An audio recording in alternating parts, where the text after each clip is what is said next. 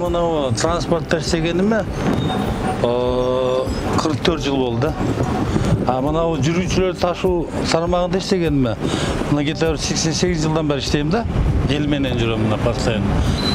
Өзүбүздүн баягы ден соолуктагы караш үчүн жолсо ар кандай вирустан сактануу үчүн жанагындай Кытайдын вакцинасын алып атабыз, алдык.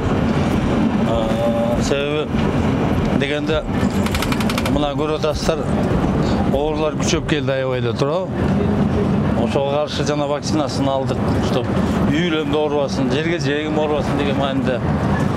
Анан Кудайга шүгүр, анан биз муну антисептиктерди колдонобуз. Бул негизинен жакшы нерсе экен негизи. Мына береке ар кандай мына кийир чаң болот го. Автобус ачып чапканда мына чаң кирет. Мына элдер чыгып атып, кирип атканда ушу колдорун жуушат мына. Ар кандай не то что мына Кытайдын оорусу эмес, башка оорулардан эле сактайт да мына мисалы.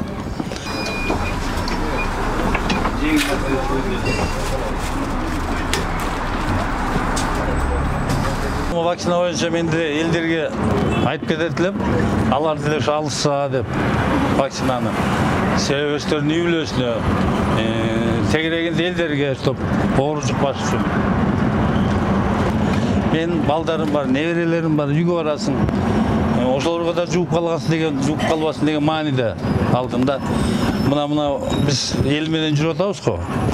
Элдер ар кандай карапса да, ар кандай адамдар бар, мисалы үчүн. Анан кээ бир вакцина алганбы же алган эмеспи, может оорубаса, оорутпайбыз, билбейбиз дачы. Ошонун негизинде алып коебуз.